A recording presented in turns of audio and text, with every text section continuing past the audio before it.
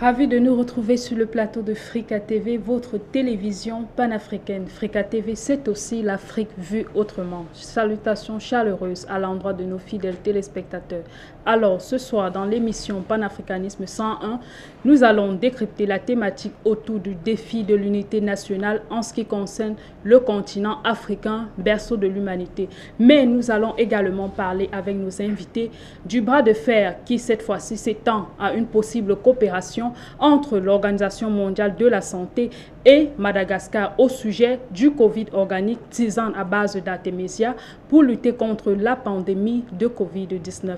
Alors, commençons par dire que spectaculaire retournement de la situation à l'Organisation mondiale de la santé, la réalité des guérisons par le Covid organique s'est imposée. Madagascar, qui a eu le seul privilège de se retrouver avec 3 protocoles, dont le dernier a abouti à un traitement préventif et curatif contre le Covid-19, malgré les critiques formulées par le gendarme mondial de la santé au sujet du Covid organique, tisane à base d'artémisia. Le 20 mai, le président de Madagascar, Andry Rajoelina, a eu un entretien avec le directeur général de l'Organisation mondiale de la santé, Tedros Adhanom, lequel consacrait ainsi la volonté manifeste du soutien de l'organisation à Madagascar.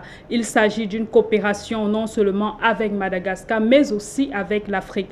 Plus encore, l'Organisation mondiale de la santé a suspendu la chloroquine à la suite d'une communication avec ses partenaires et à l'effet du constat d'inefficacité de ce traitement jugé mortel après plusieurs essais cliniques. Serait-ce une ruse ou pas? Nous en parlons ce soir sur le plateau de Frika TV.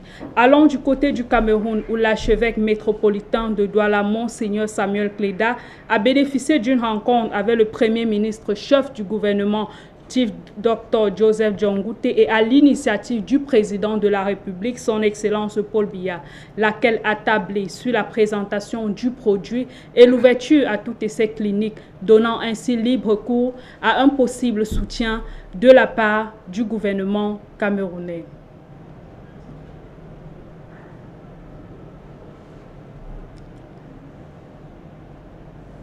Retour sur notre plateau. Alors, pour débattre de cette thématique ce soir, nous recevons sur ce plateau des invités, Armand Diallo, journaliste, et Amadou Tromp, député junior des Nations Unies. Bonsoir.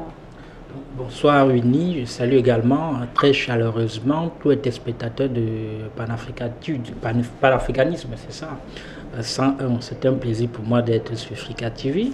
Je salue aussi mon copanéliste, le député junior. C'est un plaisir d'être là cet après-midi. Monsieur Tromp, bonsoir.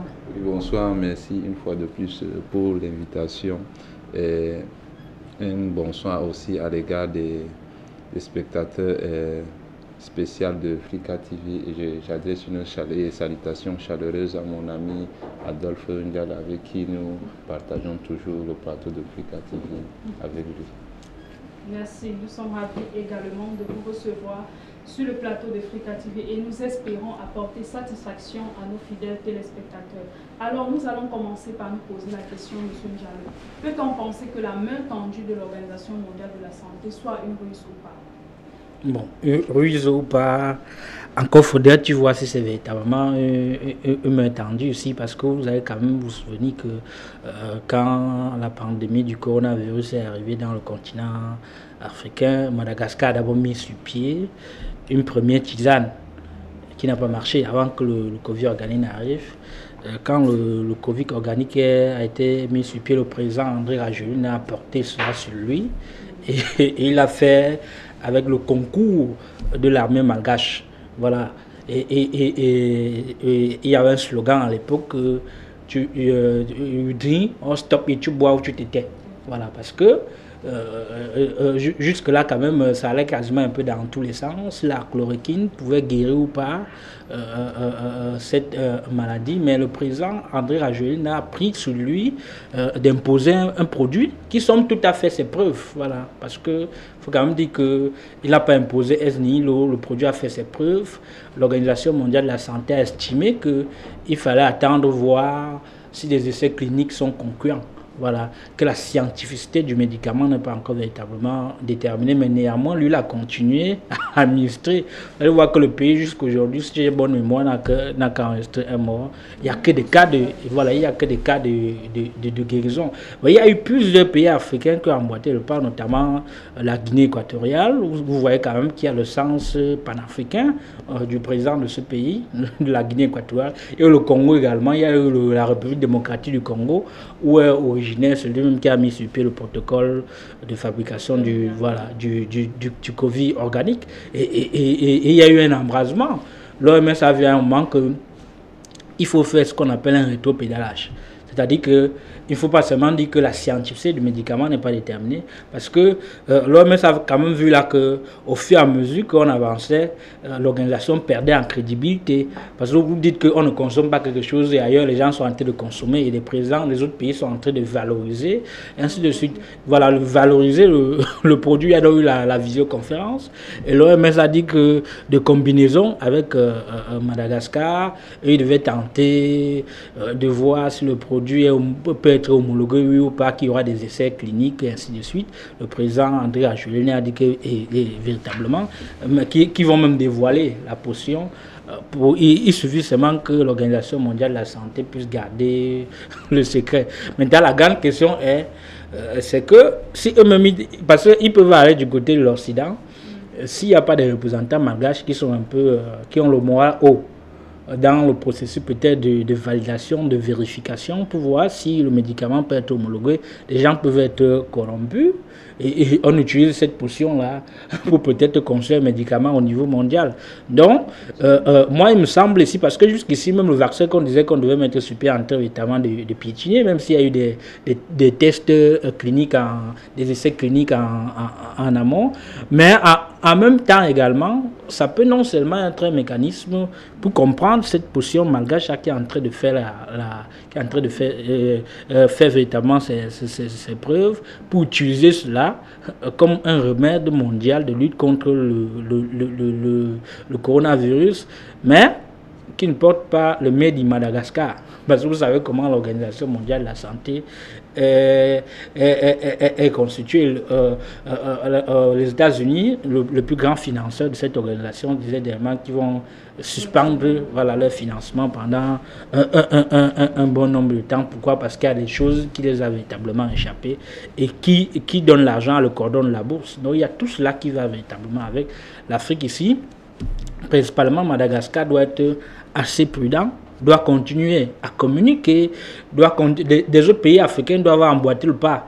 Même si à l'intérieur de ces pays-là, il y a des solutions locales qui existent, mais la solution qui est la plus en vie actuellement, c'est le Covid organique. Voilà. Et Madagascar, il me semble que ne doit pas aller dans ce jeu-là en étant dupe, sinon le pays doit se laisser marcher dessus. Merci pour votre brillante contribution. Monsieur Amadou Tronche, parlant justement des solutions locales, nous revenons dans le cas du Cameroun. Nous avons écouté le discours du chef de l'État à la veille de la fête du 20 mai, où il a dit aux Camerounais, dès que le remède sera disponible, je vous ferai savoir. Par la suite, nous avons vu l'invitation de son Premier ministre avec Monseigneur Samuel Kleda, dont on connaît l'efficacité et le travail qui a battu sur le terrain pour guérir le Covid organique. Quel commentaire vous suggère cette rencontre avec le ministre?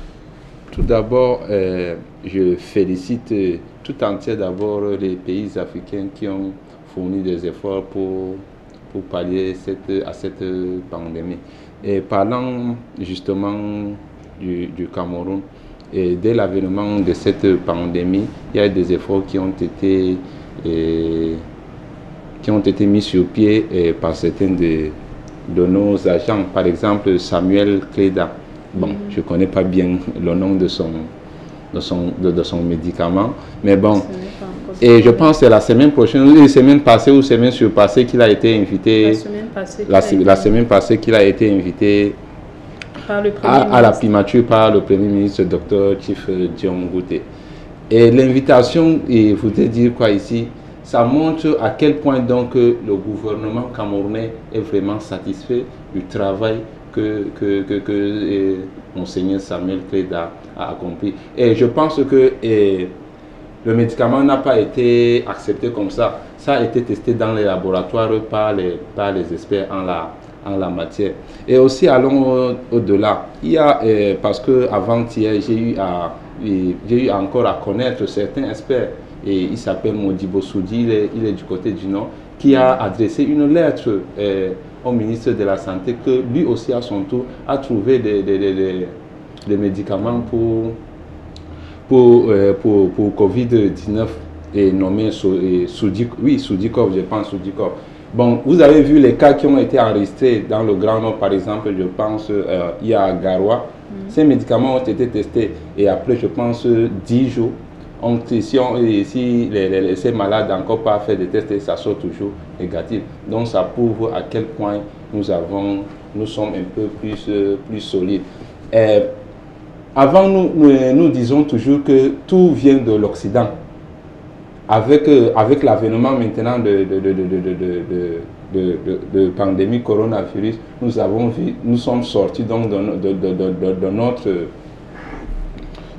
notre souche pour démontrer à quel point nous aussi les Africains, nous pouvons faire quelque chose et nous avons démontré maintenant que nous allons faire quelque chose. Bon, excusez-moi, je voulais revenir un peu aussi sur l'Organisation mondiale de la santé. Moi, je pense aussi que l'Organisation mondiale de la santé perd déjà sa valeur. Pourquoi je dis perd déjà sa valeur? Parce que je pense, si on essaye de voir bien dans les attributs, les rôles même de l'Organisation mondiale de la santé, il y a le fournissement et l'appui aux techniques. Par exemple, Madagascar a fourni des remèdes contre le Covid-19. Moi, je pense qu'il faut d'abord que l'Organisation mondiale de la santé envoie des experts en la matière pour vérifier cela dans les laboratoires. S'ils vérifient cela est bon, il faut accepter, mais ils n'ont pas vérifié, mais ils passent plutôt, même par une organisation nommée, je pense, l'ANEM, l'Académie nationale médicinale malgache, pour dire que le Covid organique est toxique, donc il conseille aux gens de ne pas prendre cela. Moi, je pense que l'Organisation mondiale de la santé perd sa valeur. Je félicite encore certains présidents africains qui ont fait des commandes de Covid organique, le Nigeria de Buhari, et le Tchad de Idriss Déby. Et j'attends le tour de monsieur Paul, de notre président Paul Biya, même si nous avons aussi notre médicament pour Samuel Kleda. Je m'arrête tout là. Merci pour votre contribution. Monsieur Ndiale, peut-on penser à une possible coopération entre l'OMS et Madagascar? Si oui, quels sont les enjeux d'une telle coopération? Bon, l'enjeu, c'est ce que j'ai d'abord dit tantôt. L'enjeu aussi, c'est l'OMS va, dans une moindre mesure, véritablement sauver sa face. L'enjeu peut aussi être que l'OMS peut copier les ingrédients de la potion et en faire un médicament mondial. Voilà. Vous savez que quand la pandémie est arrivée, l'OMS a prédit, l'Organisation mondiale de la santé a prédit le pire pour le continent africain. Je crois qu'on débattait d'une émission ici où il me semblait que ces Africains, mais je disais qu'il me semblait que ces Africains ne mettent pas sur pied ces recettes de grand-mère là ou d'autres solutions comme ce qu'on voit d'ici et là, quasiment là, que si on se contentait seulement au petit conseil de l'OMS qui nous demandait de laver les mains avec le gel hydroalcoolique et de ne que mettre ce qu'on appelle les masques sanitaires. Vous avez vu aujourd'hui même que le marché du masque s'est quasiment développé dans le continent, berceau de l'humanité. Jusqu'ici, moi, je n'ai pas encore mis un masque sanitaire, je ne sais pas à quoi ça ressemble. On te dit que ça coûte ou c'est 1000 francs par jour. Ça veut dire qu'après, quand tu retires, c'est seulement pour jeter. L'Afrique n'est pas encore à cette prédiction de l'OMS. L'Afrique, c'est le continent qui résiste le plus actuellement à l'évolution de la maladie. Ce n'est pas parce que les Africains, les Antilles sont assez forts, ce n'est pas cela, c'est justement parce qu'il y a ces potions locales-là qui permettent à un moment donné de freiner l'évolution de la maladie. La potion locale, c'est quoi? C'est que quand les gens boivent, ça fait en sorte qu'ils ont des anticorps un peu plus solides. Voilà.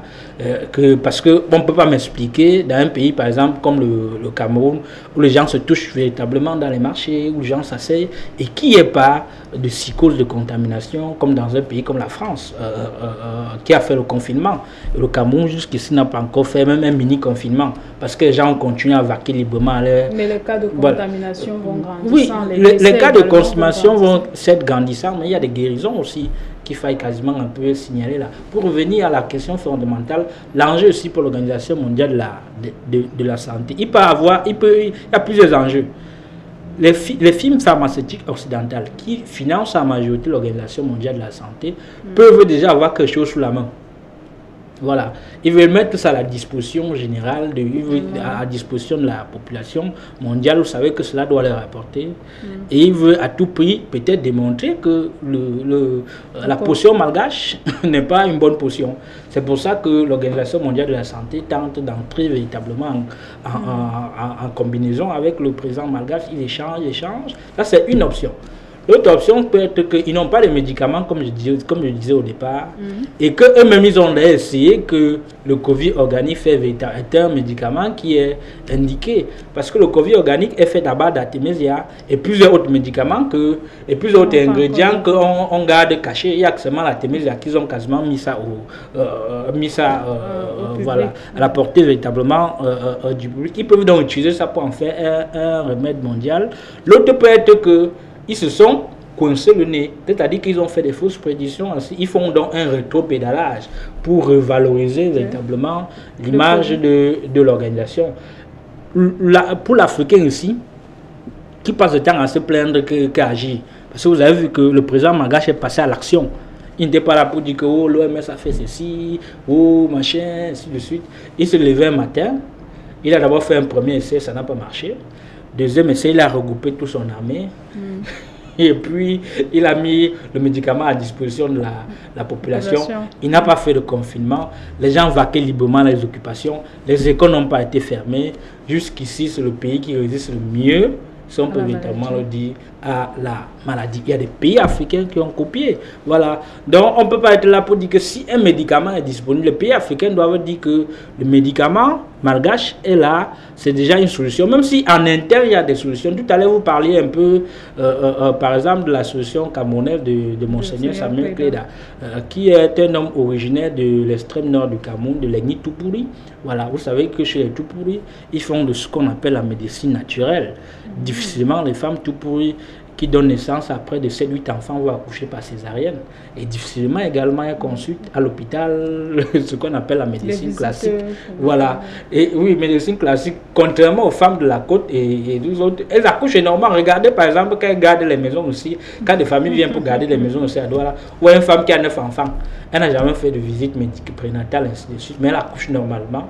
Et les enfants sont là, qui grandissent normalement. Samuel Kleda, avant d'entrer dans ce qu'on appelle l'église catholique romaine, qui est venue d'ailleurs, parce que ce sont les schèmes de la colonisation, soit l'islam, soit l'église catholique, soit l'église pentecôtiste, ainsi de suite. Ce ne sont pas nos réalités socio-culturelles.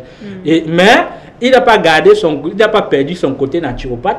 C'est-à-dire que longtemps, comme il est resté prêtre de l'église catholique romaine, une église venue d'ailleurs, mais il a continué son côté naturopathe. Et ce qui marche ici, c'est que depuis, il est en train de cacher à base de quoi il fait. Et il vous dit qu'il a d'ailleurs guéri plus de 1700 personnes. Tous ceux qui sont venus vers lui ont trouvé des solutions, y compris le gouverneur de la région du littoral qui a fait le témoignage. Donc lui-même, ceux qui passent le temps à seulement boire de la chloroquine et des autres à l'école, et dans les hôpitaux publics, et qui trouvent que ce médicament n'est pas bien, à un moment donné, ils risquent véritablement de perdre leur vie. Ce n'est pas ce qu'on souhaite. Mais le gouvernement camerounais a fait un premier pas, ça ne suffit pas. Parce que moi, je n'ai pas vu le pragmatisme dans le discours du président de la République. Quand il dit qu'on attend le possible vaccin et que l'Organisation mondiale de la santé, après vous dit qu'il encourage des solutions qui sont endogènes. Quand on dit qu'on encourage des solutions qui sont endogènes, ça ne veut rien dire. Il faut, parce que ça c'est un peu du on appelle ça un peu, il y avait un thème là, c'est la fouberie, parce que quand on dit qu'on encourage les solutions endogènes, il faut dire qu'au Cameroun il y a 3 naturopathes qui ont des solutions qui marchent. Il y a le docteur Hobson, où des gens font les gens sont en train de témoigner. Il y a également un docteur dont j'oublie le nom, les gens font des témoignages qui ont des médicaments qui marchent. L'essentiel pour un gouvernement camerounais qui se veut pragmatique, qui ne veut pas, qui veut se détacher de ce qu'on appelle l'impérialisme, c'est de mettre ces 3 docteurs, y compris Monseigneur Samuel Préda, en synergie, et de trouver un remède consensuel qui va sauver la population du Cameroun. Parce que quand un président de la République délègue ses pouvoirs à un premier ministre pour un médicament qui est déjà en train de faire ses preuves et les Camerounais sont contents, moi il me semble qu'à ce niveau-là, il manque un peu de pragmatisme. Surtout qu'il faut également l'accompagnement financier. Véritablement, il faut l'accompagnement financier pour développer ce médicament-là. Vous avez vu que quand le médicament de Monseigneur Samuel Préda a été mis sur pied, il y a l'ordre des médecins du Cameroun qui s'est levé pour dire que la scientificité de ce médicament du produit n'a pas encore déterminé. Moi, il n'est pas déterminé. Moi, je ne sais pas ce qu'on appelle la scientificité d'un médicament. La seule chose aujourd'hui qui peut aider les Africains avec cette médecine d'ailleurs, ce n'est que quand on fait d'accident dans la circulation qu'il y a une facture qui nécessite des soudures. Le reste là, l'Africain peut se prendre en charge avec la médecine alternative. Merci M. Ndiallo pour votre contribution. Et je voulais ajouter en parlant justement de coopération entre l'OMS et Madagascar. Je voulais dire par cela que, bon, peut-être l'Organisation mondiale de la santé n'admet pas les médicaments de Madagascar parce que le pays malgache se situe dans les rangs des pays sous-développés. Et je pense que l'Organisation mondiale de la santé se détrompe. Donc, on dit souvent le premier peut, le dernier peut être le premier peut être dernier à tout moment. N'admettez pas, mais aujourd'hui, l'Organisation mondiale de la santé a demandé à rencontrer le président de Madagascar. Effectivement, la fois passée, ils ont fait une visioconférence. Il a demandé au président malgache qu'il veut donc une collaboration, dont il envoie aussi ses experts et les experts de Madagascar pour qu'ils trouvent ensemble encore beaucoup plus un remède plus efficace. Mais je pense que tout ça, c'est du folklore. Je pense que c'est pour cela que j'ai dit tout à l'heure que l'Organisation mondiale de la santé commence à perdre déjà sa valeur. Parce que dans ses attributs, je pense qu'il doit plutôt même appuyer ces médicaments, le Covid organique. Mais que de passer donc derrière, bon, je ne sais pas. Attendons voir comment les choses vont se faire. Mais bon, les choses vont se faire. Moi, je pense que les pays africains, je félicite d'abord le président Andry Rajoelina parce qu'il a tenu tête au président Tedros, le président de l'Organisation mondiale de la santé. Vous avez même vu lors de leur conférence et lors de visioconférence, il a dit au président malgache, au directeur de l'OMS, au directeur de l'OMS qu'il ne peut pas maintenant livrer tous ces secrets. Donc, parce que le président l'a demandé, ils ont fait ce médicament comment. Il a dit qu'il ne peut pas livrer tous ses secrets. D'abord, j'en félicite le courage de ce président. D'accord, merci. Merci, chers téléspectateurs, pour la première partie de cette émission. Nous retenons que la chloroquine a été suspendue. Plus que jamais, le monde entier se tourne vers l'Afrique, le continent berceau de l'humanité, qui fait déjà ses preuves avec le Covid organique de Madagascar. Alors nous espérons que cette fois-ci, l'Afrique sera plus que jamais valorisée. Poursuivons avec la deuxième partie de cette émission où nous allons parler du défi de l'unité nationale. Le 25 mai, qui se trouve être la journée de l'Afrique, où le continent africain célèbre son unité. Plus que jamais, cette journée est née en faveur du congrès fondateur de l'Organisation de l'Unité africaine, ancêtre de l'actuelle Union africaine. Ce jour célèbre tout simplement la commémoration de la création de l'Organisation de l'Unité africaine le 25 mai 1963 à Addis Abeba en Éthiopie, sous le parrainage du Négus et la Sélassié. À l'époque, l'organisation panafricaine naissante avait pour objectif de réunir les 32 États qui venaient d'accéder à l'indépendance, mais aussi d'aider les peuples qui n'étaient pas encore libres du joug colonial qui a emporté pendant 400 ans les repères de la culture africaine. L'idée avait pourtant germé quelques années plus tôt. Dès 1958, Alors que la plupart d'entre eux étaient encore sous domination européenne, le premier congrès des États africains indépendants se réunit à Accra au Ghana à l'invitation du leader panafricain Kwame Nkrumah, le père de l'indépendance du Ghana. Alors, 57 ans plus tard et en pleine pandémie de coronavirus, quel est le bilan? Telle est la problématique qui retient notre attention ce soir. Alors ce soir, nous allons parler de l'unité africaine. Nous allons questionner un bilan de 57 ans, celui forgé par nos pères, des grands leaders panafricains, l'Afrique de Nkrumah, l'Afrique de Mandela, l'Afrique de Thomas Sankara, l'Afrique de Cheikh Anta Diop. Mais avant tout, écoutons cette vidéo qui davantage va nous retracer l'histoire.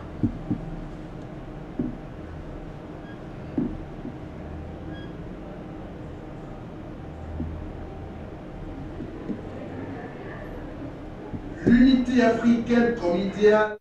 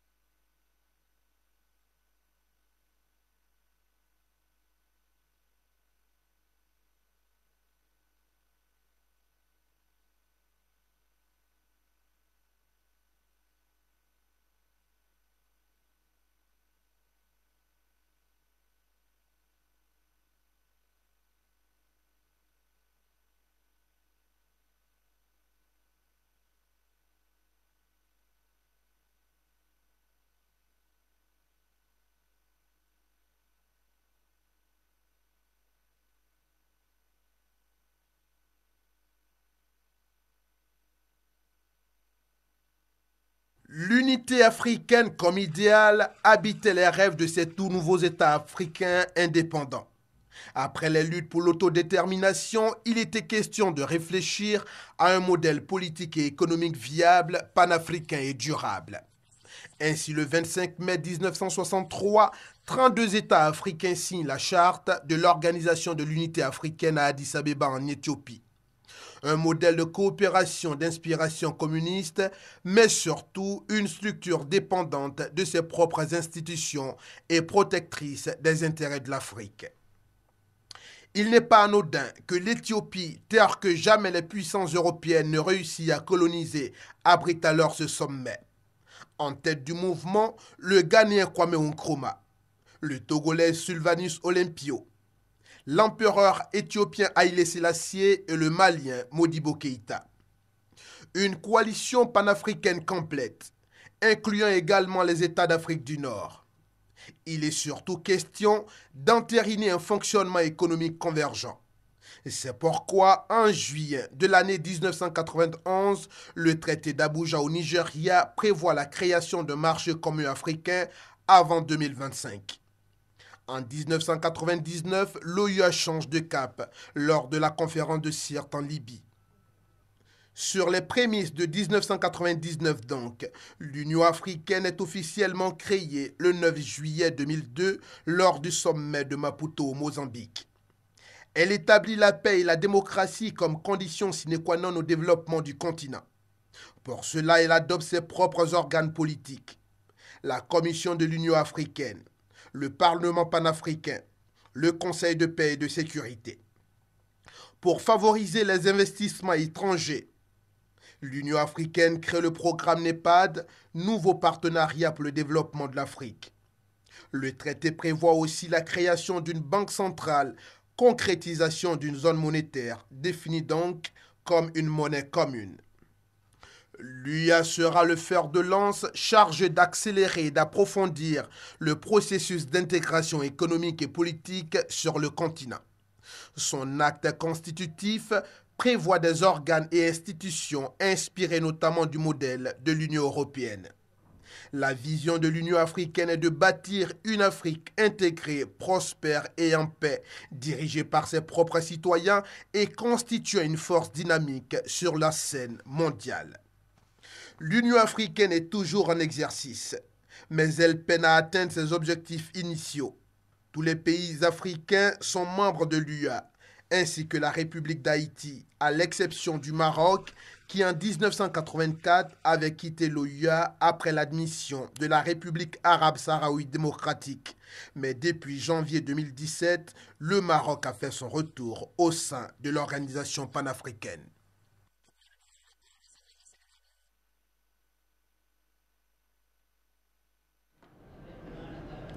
Voilà, nous avons écouté de fond en comble l'histoire de l'Afrique depuis du temps de nos pères, des grands leaders panafricains, jusqu'à la création de l'Union africaine et en ce jour, en ce moment où nous vivons la pandémie de coronavirus. Monsieur Ndiallo, depuis la création de l'OUA, qui est devenue Union africaine aujourd'hui, de manière globale, quel bilan peut-on faire de cette organisation? Bon, le bilan aussi, c'est que les États africains, quand même, quelques fois par an, se retrouvent pour ceux qui se déplacent du côté d'Addis Abeba. Il y a un siège qui est là pour l'organisation. Ça veut dire qu'en amont, il y a quand même cette volonté de vouloir quand même se mettre ensemble. Même si la quasi-totalité de la panoplie des chefs d'État africains, des fois, ne font pas le déplacement. Il y a la volonté de l'Union, un président en exercice, un siège, il y a une charte de l'Union africaine, il y a également des commissions, notamment la commission des droits de l'homme de l'Union africaine. Il y a, par exemple, une base militaire africaine qui a été mise sur pied dans le siège, je crois, à Douala. Il me semble qu'il y a de cela 1 à 2 ans, Smarshorgi, qui est le secrétaire d'État africain à la... Je crois que ça doit être à la défense, quelque chose comme ça, est venu inaugurer la base du côté de Douala. Si on a jeté ce regard panoramique, on doit quand même dire qu'il y a une volonté pour les Africains de se mettre ensemble et de former un bloc. Ça, c'est ce qu'on voit de manière générale. Maintenant, du point de vue pratique, on voit quand même que l'Afrique est un petit regroupement de ce qu'on va appeler des micro-unions africaines. Quand vous regardez, par exemple, dans la zone Afrique centrale, il y a la Commission économique et monétaire de l'Afrique centrale qu'on appelle la CEMAC. Quand vous allez à l'Afrique de l'Ouest, il y a la CEDEAO. Voilà. Quand vous allez, par exemple, à l'Afrique australe, il y a ce que les gens appellent, je crois, ça doit être la SADC, quelque chose véritablement comme ça. Donc l'Afrique aujourd'hui est un bloc sédimenté en intérêt, selon qu'on utilise le franc CFA, selon qu'on a des monnaies qui ne sont véritablement pas communes. La quasi-totalité de ces États, même s'ils sont des blocs, il n'y a pas encore une liberté de circulation. Quand vous regardez au sein, par exemple, de la CIMAC, un Camerounais peut quitter, il part librement à RCA, il part librement au Tchad, mais il ne peut pas le faire au Congo, il peut pas le faire il peut aller au Congo, il ne peut pas le faire au Gabon, il ne peut pas le faire en Guinée équatoriale. C'est-à-dire qu'il ne peut pas entrer là-bas sans un visa. Et contrairement à l'Afrique de l'Ouest où les gens peuvent circuler, tu circules avec ta carte d'identité d'une zone véritablement à l'autre. Vous voyez donc il n'y a pas encore, quand on parle d'unité ici, en Europe, l'Union européenne, par exemple, je crois avec les 27 ou les 23, je peux me tromper, il y a ce qu'on appelle le visa Schengen. Tu quittes d'un pays pour aller à l'autre si tu es dans la zone Schengen. Tu présentes seulement ta carte d'identité ou ton passeport, tu es dans cette zone-là. Quand tu fais un visa pour aller en France, tu dis que c'est le visa Schengen, ainsi de suite. Voilà. L'Afrique est encore... il y a encore à la tête des États des gens qui sont encore des représentants des colons. Voilà, vous allez voir dans la majorité des pays francophones où des présidents sont encore, ils comprennent encore. À l'Occident, vous allez voir, IDDB vous a dit que dans une vidéo qu'il ne voulait pas être président, c'est la France qui l'a imposé. À être président, il voulait prendre sa retraite. Vous allez voir dans un pays où quelqu'un doit organiser quelque chose, il part en France, il dit qu'il est venu rendre compte de ce qu'il a organisé dans son propre pays. Dans son propre pays. Voilà. Vous voyez donc ailleurs, quand il y a des gens qui veulent la libération totale, il y a encore des gens qui restent sous le joug. Et du coup, c'est un problème pour cette unité-là. Et c'est un problème pour l'héritage aussi de ce que les pères fondateurs ont mis sur pied. Mais il y a quand même, on peut se féliciter Parce que vous allez voir ces derniers jours, où télévision, par exemple, est une télévision panafricaine, c'est-à-dire qu'on porte cette cause panafricaine-là. Vous savez que la plus grande guerre, d'abord médiatique et d'abord communicationnelle. Ce qui justement a manqué à l'Afrique tous ces derniers temps. Parce que quand on regardait que les gens passent le temps à regarder France 24, on dit que non, Kadhafi était un dictateur.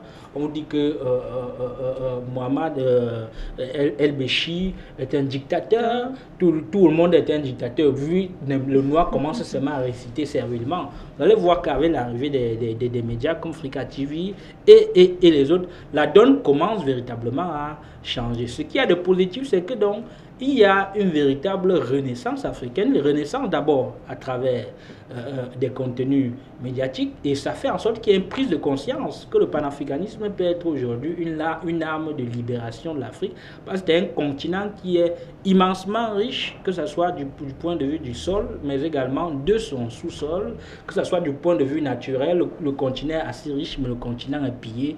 Pourquoi ? Parce que non seulement on a des mauvais chefs d'État qui sont des vassaux, comme j'ai dit, des Occidentaux, mais on a une population qui peine véritablement à prendre conscience.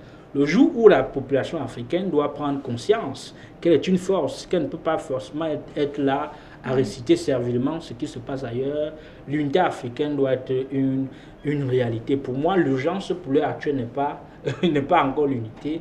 Il faut une révolution interne dans chaque pays africains individuellement, principalement des pays africains francophones. Vous prenez un pays comme le Cameroun, où les gens continuent à perpétrer ce qu'on appelle les schèmes de la colonisation française. Tu vois un mec sort de l'ENAM, il dit qu'il est sous-profit, il perpétue ce que le colon a fait de génération en génération. Tu dis que quelqu'un est haut fonctionnaire, quelqu'un est ministre d'État, tu ne sais pas la différence qu'il y a entre un ministre et un ministre d'État. Or, ministre, c'est ministre. Vous voyez donc, il y a tout ce schème-là qui fait en sorte, on te dit sur haute instruction du président de la République, quand le président de la République a dit sa parole, est comme vous faites de la récitation de ce qui se passe véritablement ailleurs. Une démocratie, système gouvernemental qui n'est cadré sur nulle part. Parce que vous allez voir que théoriquement, le Cameroun est fait sur des tribus. C'est pour ça que vous allez dans tel village, il y a des petits chefs comme ça. Là. Ça veut dire que s'il y a une organisation, l'organisation doit être basée sur des tribus, avec des réalités. Parce que chaque tribu a ses réalités. Voilà. Il faut donc faire un pays homogène en tenant compte des us et coutumes. Vous ne pouvez pas imposer de la démocratie aux gens, par exemple, sans tenir compte de leurs us véritablement et coutumes. Et c'est à ce niveau-là que ça coince, que vous voyez dans un pays comme le Cameroun, où les gens comparent un président de la République à on vous dit que non, le président de la République, quand il dit, ce n'est pas un président de la République. Dans une république, le pouvoir appartient au peuple. Ce peuple le délègue à un représentant élu à travers les élections. C'est-à-dire qu'il rend compte à ce peuple. Contrairement à un royaume, où le roi est souverain, où qu'il prend une décision, on ne débat pas. Au Cameroun, si les gens ont voté, ils doivent demander le compte à un président. Pourquoi ça ne marche pas? Ils doivent manifester librement pour demander pourquoi ça ne marche véritablement pas. Donc, la plus grande urgence ici est interne. Interne, c'est changement de mentalité. Et puis, quand on a changé de mentalité, on met sur pied une nation nouvelle et puis on pense. Cette différente mouvance-là doit aller étape par étape dans chaque pays africain. Vous allez voir que la majorité des pays africains, principalement anglophones, ont compris. Quand vous regardez le Nigeria, c'est un grand modèle d'exemple. Le Ghana, c'est un grand. L'Afrique du Sud, dans une moindre mesure, sont des modèles véritablement à copier. Ceux qui l'ont compris dernièrement, un peu tardivement, c'est la République démocratique du Congo. D'autres doivent copier. Merci. Monsieur Tronche, parlons de l'Union africaine. Quel est le poids de l'Union africaine sur la scène internationale? Ou alors, au mieux encore, pensez-vous que l'Union africaine pèse véritablement sur le plan international?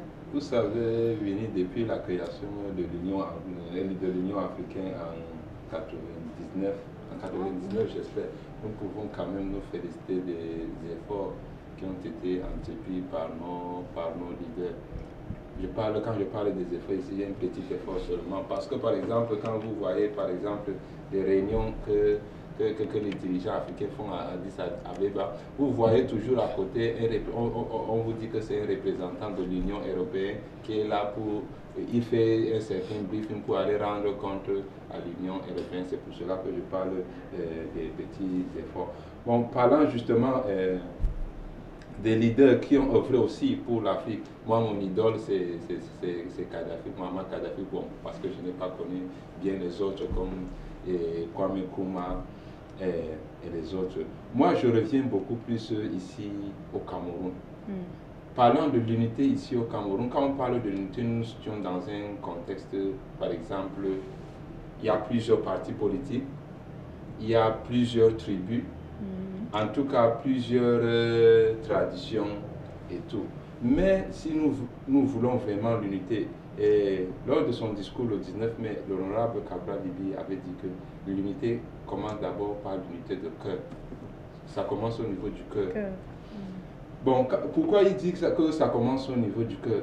Parce que si nous-mêmes, ici au Cameroun, nous n'avons pas d'unité entre nous, rien ne marchera. Regardez, par exemple, ce qui a un peu beaucoup plus fusionné la zone anglophone, la désunion du zone anglophone, ce qui a enclenché cela, c'est parce qu'il n'y a pas d'unité. S'il y a vraiment d'unité, nous ne devons pas arriver là. Mais bon, comme notre dirigeant, le président Paul Biya a compris, il a convoqué le grand dialogue national, même si certains ont qualifié de cela du balade national et tout. Moi, je pense que aujourd'hui, l'Afrique doit se lever, particulièrement le Cameroun. Le Cameroun, il faut savoir que, et il faut dire aux gens que le Cameroun n'est pas la chasse gardée de qui que ce soit. Le Cameroun n'est pas un gâteau qu'on doit la transformer en mangeoire. Le Cameroun n'est pas un respectacle d'une seule vision du monde ou que ce soit d'un parti politique ou ce soit. Nous devons unir. En unissant, on devient beaucoup plus fort. Merci. Monsieur Njalo, revenons à vous. Nous voulons parler du poids de l'Union africaine sur la scène internationale. Que pensez-vous? Bon, quelle est votre analyse? L'Union africaine au plan international n'a pas un grand poids. Voilà. En témoigne quand vous allez voir par exemple des multi-conflits qui ont lieu ici en Afrique où généralement on attend le commissaire de l'Union africaine. Vous allez voir la crise ivoirienne. 2010-2011 véritablement par là où je crois le commissaire était Jean Ping. Oui, où il n'avait pas un véritable poids. Idem dans les autres conflits, vous n'avez pas un véritable poids. Pourquoi? Parce que ceux qui ont mis sur pied l'Union africaine, principalement les États africains, ne maîtrisent pas le levier financier. Quand on construit un siège, on vous offre, on met encore les différents moyens pour vous espionner, pour voir tout ce que vous façonnez dedans, ainsi de suite, et que c'est votre oppresseur, en l'occurrence l'Union européenne, qui finance encore. Ça veut dire que c'est eux qui tiennent celui qui vous donne de l'argent. Oui, vous contrôle, voilà. Ce qui fait que techniquement, on n'est qu'une marionnette. Ils vous poussent comme ils veulent, ainsi de suite. C'est pour ça que j'ai dit tantôt que pour que l'Union africaine ait un poids, il faut que chaque pays doit revendiquer de nouveau sa propre indépendance. Parce que les pays qui ont été colonisés ne sont pas encore véritablement indépendants. La preuve, c'est qu'on n'a que des sous-préfets qui sont à la tête principalement des États francophones. L'Union africaine n'a pas donc au niveau mondial un poids. Regardez par exemple ce qui s'est passé dernièrement du côté de la Côte d'Ivoire, où Alassane Ouattara a cru bon que pour enlever certains challengers, ses anciens amis, en l'occurrence Guillaume Soro, et il a mis sur pied une justice du pouvoir qui allait quasiment vite. Il y a une décision d'un petit démembrement de l'Union africaine, et le soir, Alassane Ouattara a pondu un communiqué pour dire qu'ils ne reconnaissent pas l'organe là, et que depuis, ils n'avaient même pas ratifié. Vous voyez donc c'est un pis-aller, c'est véritablement un pis-aller. Je prends des petits exemples comme ça, et vous allez voir que même en termes, par exemple, pour ce qui est des élections, l'Union africaine ne peut pas encore mettre sur pied des véritables sanctions. Leur seule sanction, c'est pour dire que tel ne siège pas. Vous voyez, quand il y a un coup d'État au Soudan, on dit que bon, on a suspendu le Soudan. Quand on va arriver, les réunions ne vont pas siéger. Qu'il y ait un coup d'État en République centrafricaine, idem là. Mais c'est dit qu'il y a un véritable poids sur le terrain en parcours. L'Union africaine ne peut pas impacter qu'une organisation comme la francophonie ou alors le Commonwealth. Donc c'est un grand paradoxe. Il faut donc quoi? Restructurer. Et pour restructurer, il faut à la tête de chaque État africain des gens qui sont l'émanation de la volonté populaire, pas des gens qui sont mal élus. Parce que les gens qui sont mal élus sont à la solde des puissances étrangères. Puisque si c'est la volonté, si ceux qui sont là sont l'émanation de la volonté populaire, ça va faire en sorte qu'il y aura des remous, des révolutions en interne. Et cette révolution interne dans des pays africains va donc porter une révolution au niveau continental. Ce qui est urgent de fait, c'est que les nouveaux présidents qui viennent un peu, comme vous voyez que quand il y a l'alternance dans un pays, c'est profitable. Regardez par exemple le cas de Madagascar. André Rajoelina, lui, il est de la nouvelle génération. Il a pris un risque. Il a pris un risque de dire que j'impose ce médicament, moi qui suis membre de l'OMS, je ne suis pas là pour attendre que laver les mains, ainsi de suite. Il a pris un risque sur lui. Pourquoi? Parce qu'il est l'émanation de la volonté populaire. Il a pris ce risque et l'armée a suivi et la population a suivi. Conclusion, il y a moins de personnes testées positives au coronavirus dans ce pays-là. Il faut donc que les jeunes Africains aujourd'hui qui en majorité ont fréquenté, qui savent voir le vrai et le faux, voilà, qui savent déterminer que ça est vrai, ça est faux, doivent mettre sur pied dans leur pays des velléités de changement. Hein? Portées par des vrais citoyens. Ces vérités de changement-là, moi je ne l'ai pas encore beaucoup vu dans les pays francophones, hein? Voilà, parce qu'aujourd'hui il n'y a que des clans, des petits partisans, on dit que tel est pro tel, tel est pro tel, et personne n'a encore un véritable projet africain. Voilà. Parce que de tout, quand vous regardez un pays comme le Cameroun, de tous les candidats qui sont là, si tu leur demandes quel est leur problème, par exemple, quelle est leur vision, par exemple, sur la sortie du franc CFA, beaucoup ne vont pas te donner une version propre du franc CFA. Pourquoi? Parce qu'ils font du banditisme politique. Ce qui les intéresse, c'est accéder au pouvoir et être encore véritablement à la solde de la France. Or, pour avoir un discours qui peut aguicher le peuple éclair, c'est que si tu dis que si je suis président, je sors du franc CFA, je crée ma monnaie. Avec toutes les conséquences qui vont avec. Voilà. C'est ça qu'on appelle le pragmatisme. Ce qui manque donc à la quasi-totalité aujourd'hui des leaders africains qui sont en train de passer, mais il y a une génération, comme j'ai dit, avec la montée fulgurante des chaînes panafricaines, avec une ouverture au digital, beaucoup de programmes comme ceux-ci sont en train de se multiplier. Il y a une prise de conscience collective. Cette prise de conscience doit aussi passer au niveau éducationnel, notamment par la mise sur pied des programmes panafricains, par la mise sur pied des programmes qui valorisent l'Africain dans sa manière de s'habiller, dans la manière de s'alimenter, pour dire à l'Africain qu'il a tout dans son continent. Parce que vous allez voir aujourd'hui que les gars, c'est parce que j'ai mis un costume français ou un machin, ou un truc américain que je suis. Il n'y a qu'à voir nos gars qui quittent ici et qui vont se pavaner en Europe et qui font des selfies. C'est qu'il est arrivé, il va se filmer à côté de la Tour Eiffel, la plus grosse voiture du monde. Pourtant, dans son pays, même s'il y a la malgouvernance, il y a des bonnes zones qui sont quand même développées, qu'il faut valoriser là.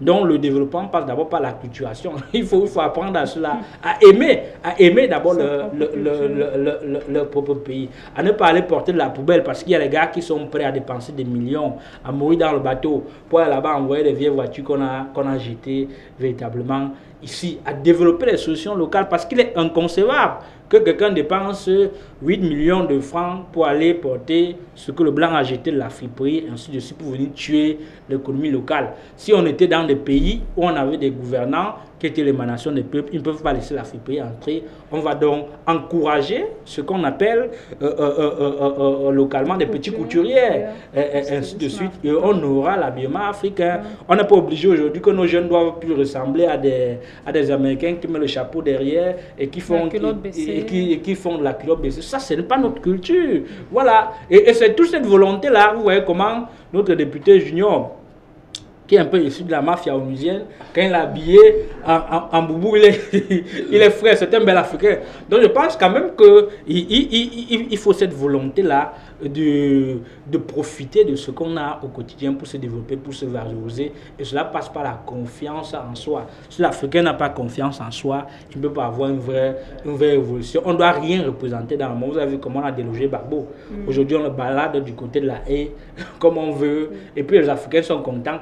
Parce qu'on a dit que maintenant, il peut quitter d'un lieu pour aller à l'autre, là, et puis les gens sont véritablement contents, au lieu de s'indigner encore davantage, parce que c'est toute une institution qu'on est en train de menacer. Et oui, aussi, je voulais ajouter parlant effectivement du poids et du défi de l'Union africaine. Ce que les Africains doivent savoir, il faut que les Africains sachent que l'Afrique d'abord est la mamelle nourricière de l'Europe. L'Afrique est le berceau de l'humanité. Bon, un philosophe avait dit, bon, dans le temps, que l'Afrique est le continent de l'émotivité et de l'instinctivité. Et moi, je pense que les Africains, eux d'abord, ils doivent savoir que même vous avez vu avec l'avènement du Covid-19, quand le président malgache a mis sur pied son médicament, certains pays africains ont commandé ces médicaments. Donc ça prouve à quel point nous sommes vraiment... Il y a un peu d'unité, je parle un peu d'unité, donc il y a un peu de soulèvement. Donc j'encourage ainsi certains pays à faire cela, parce que en faisant ainsi, nous devenons encore plus forts. Merci.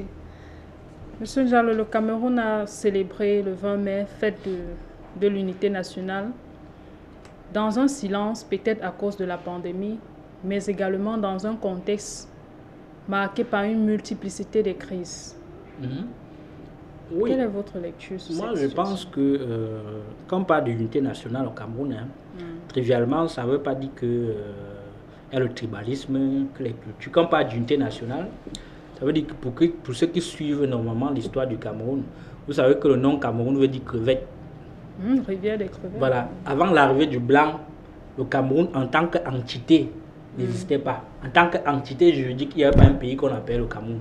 Avant que je crois que ça doit être bien les Portugais, ils arrivent sur la côte et découvrent un fond de rivière Vouri et ils disent que c'est la rivière de crevettes. Avec ça, ils n'ont pas encore visité l'ensemble du pays. Voilà, il faut l'ensemble parce que... Mais les gens fonctionnent à des petites entités tribales.